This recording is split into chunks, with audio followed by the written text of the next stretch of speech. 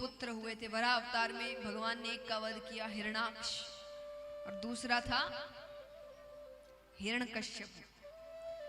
तो हिरण्यकश्यपु का विवाह कयाधु नामक कन्या से हुआ, जिनसे उनको पुत्र हुआ प्रहलाद।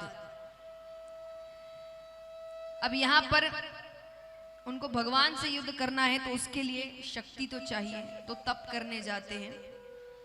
तप करने गए, ब्रह्मा जी को प्रसन्न करते हैं। ब्रह्मा जी ने कहा क्या चाहिए वरदान में? बोले मुझे अमरता का वरदान दीजिए, अमर कर दीजिए। ब्रह्मा जी कहते अमरता का वरदान मेरे हाथ में नहीं है, मैं अमर नहीं कर सकता किसी को। और कुछ?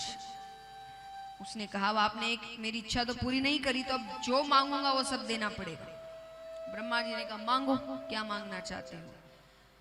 तो हिरण्यकश्यपु ने कहा 12 महीने होते हैं, 12 महीने में से किसी महीने में ना मरूं, ना दिन में मरूं, ना रात में मरूं, ना घर के बाहर मरूं, ना घर के अंदर मरूं, ना नर से मरूं, ना पशु से मरूं, ना अस्त्र से मरूं, ना शस्त्र से मरूं, ब्रह्मा की बनाई हुई सृष्टि में किसी से ना मरूं।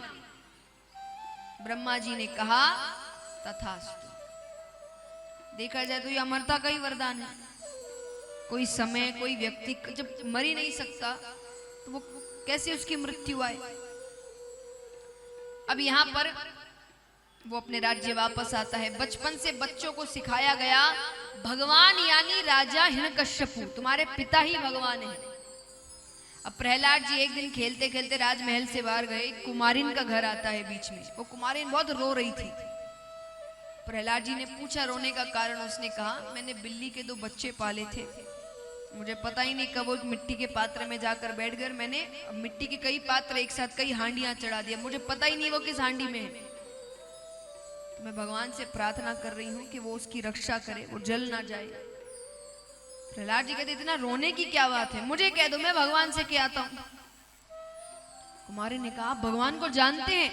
अरे बोले मेरे पिता तो है भगवान। कुमारी ने कहा अपने आप को भगवान कह देने से कोई भगवान नहीं बन जाता। भगवान परम पिता परमेश्वर भगवान विष्णु है, हम सब साधारण से जीव हैं। अब देखिए कोई भी बच्चा अपने पिता के खिलाफ तो कुछ नहीं सुनेगा। प्रहलाद जी ने तलवार निकाली।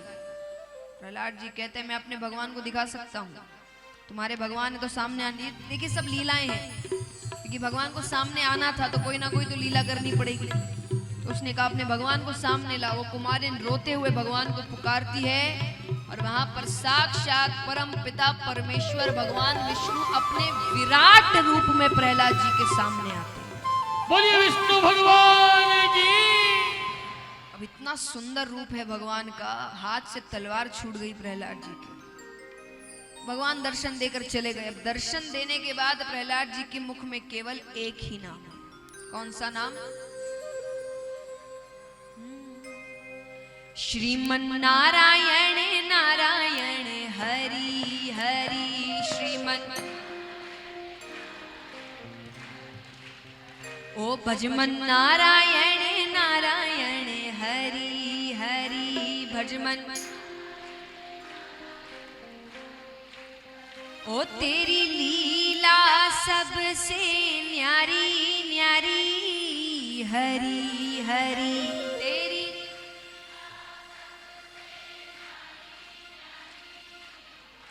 तो आइए तालियों के साथ श्रीमन नारायण नारायण हरि हरि। श्रीमन नारायण नारायण हरि हरि। ओ भजमन नारायण नारायण हरि हरि। भजमन नारायण नारायण हरि हरि। ओ तेरी लीला सबसे न्यारी न्यारी हरि हरि। ओ तेरी लीला सबसे न्यारी न्यारी हरि हरि। ओ तेरी महिमा प्रभु है प्यारी प्यारी हरि हरि। ओ तेरी महिमा प्रभु है प्यारी प्यारी हरि हरि। श्रीमन नारायण नारायण हरि बोल। हरि। श्रीमन नारायण नारायण हरि हरि। ओ भजमन नारायण नारायण हरि हरि।